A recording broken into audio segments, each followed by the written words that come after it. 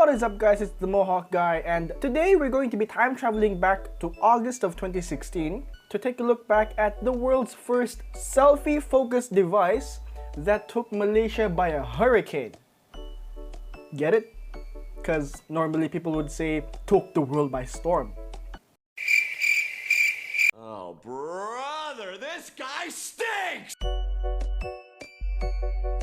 I have been daily driving the Oppo F1S for the better part of 2 years now. I didn't actually buy it as it's actually my girlfriend's phone, which she lended to me after a few unintended incidents that happened to my own phone at the time. She has then upgraded to the Realme 3 Pro since. Neat! I remember seeing the billboard for this device with various Malaysian celebrities endorsing the device, and I thought to myself, what a garbage phone! The only reason why you would want to pick up this device is because of this so-called high-resolution selfie camera. For the retail price of 1,099 Malaysian ringgit, when it was released, there were other leagues better options. Well, I'm not going to say I'm wrong. The Redmi Note 3 that was released in the same year had much better specifications at a much lower price. But I'm not going to say that I'm right too. Simply signing the F1S as a garbage phone is very much unfair too, because the phone proved to be much more capable than what the specifications suggest.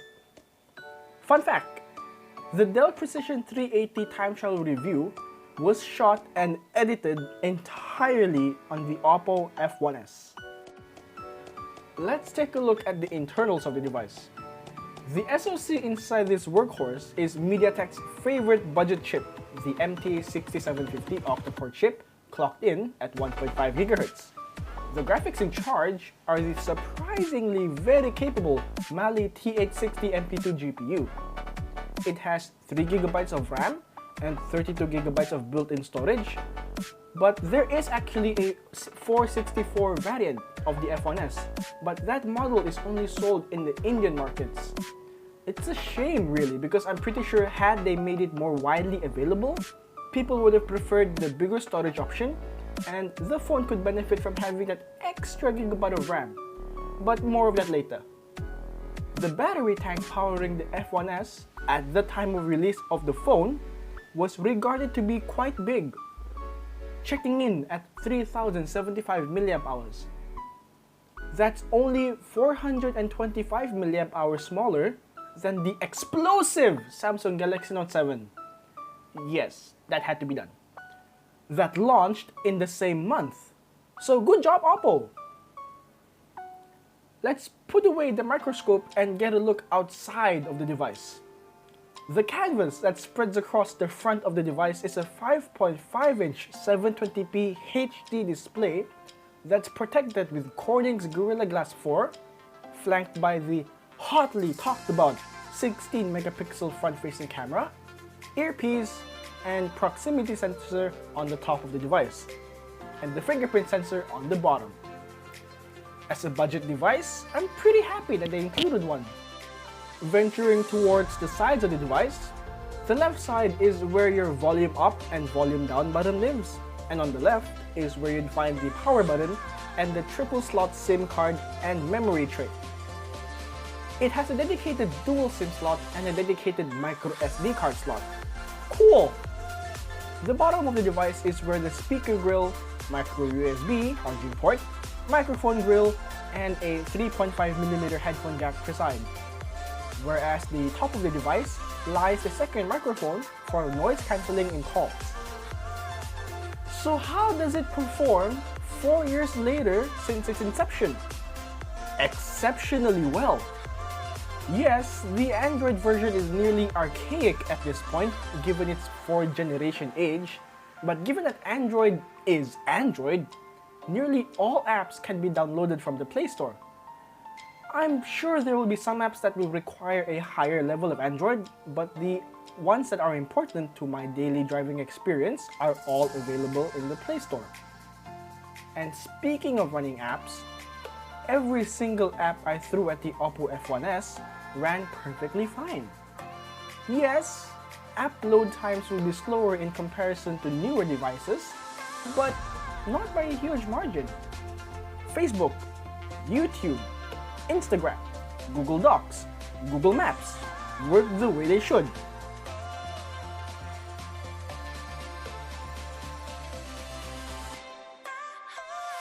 But what about the heavy-duty tasks? Is it even possible?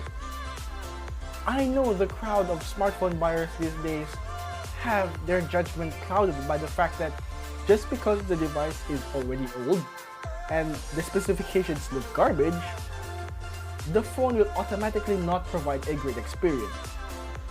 Well, I'm happy to report that mentality should be thrown out of the window, get steamrolled on the ground, and obliterated till kingdom come. Because gaming on the Oppo F1S is very much a possibility. It really took me off guard on how well it performs in games. I used to make fun of my girlfriend when I was using the Mi A1 on how she's still using an older device. But that really backfired when I used the device. I need to write my scripts better in the next time. Playing heavy games like PUBG, Call of Duty Mobile, and the new Area F2 was pleasingly good. Yes, you need to turn down the graphical settings here and there, but the game doesn't look like hot garbage, and the games performed admirably well. I have a very short tongue. A standout being Call of Duty Mobile. This is also in part to how well the game is optimized, so kudos to Timmy Studios. Mobile's most beloved or hated, depending on where your thoughts on the game are, I personally love it, mobile game runs absolutely fine. Set to the lowest settings, but turning on high frame rate mode, the game ran buttery smooth. Even in the brawl mode, when there's a lot of action going on in the screen, the phone rarely faltered. A bit of heat does build up after a while, but it's nothing that will throttle the phone to a crawl.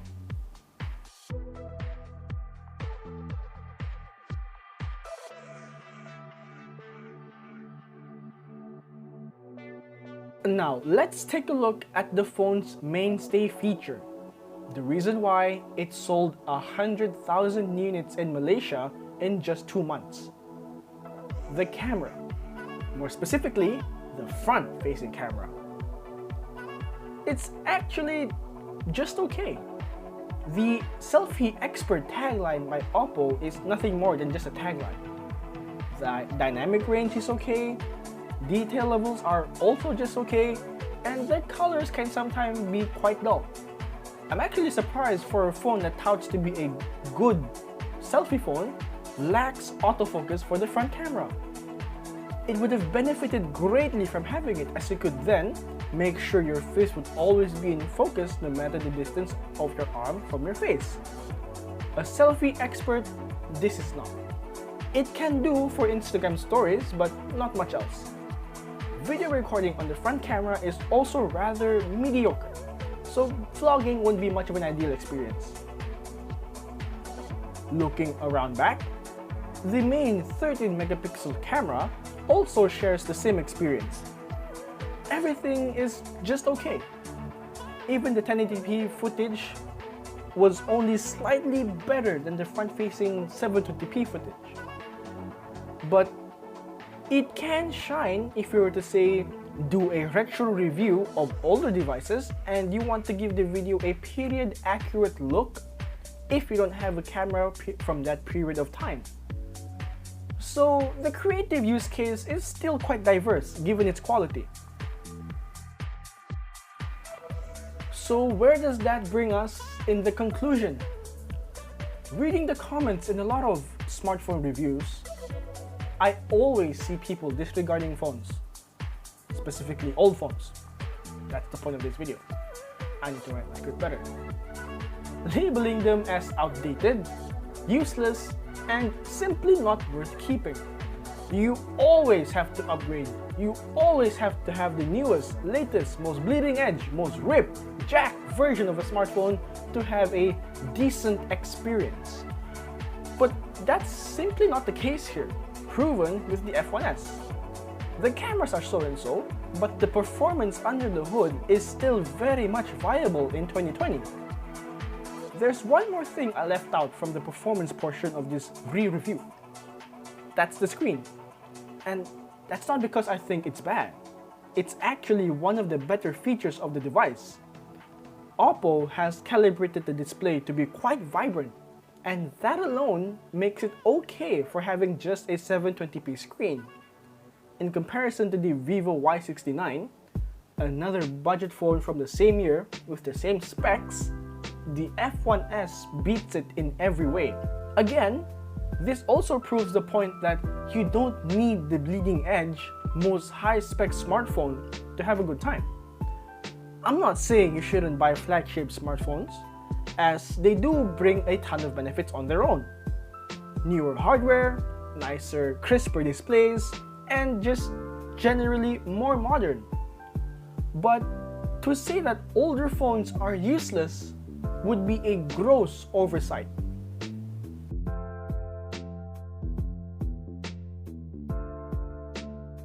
And that was it for this video, guys. I hope you guys enjoyed it.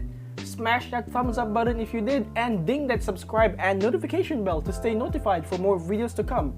And be sure to subscribe in the comment. What did I write here? But anyways, be sure to comment down below what you guys think of this video and what videos you guys want to see in the future. And you also can follow me on Twitter. The link will be in the description below. And I'll see you guys in the next video. Thanks for watching.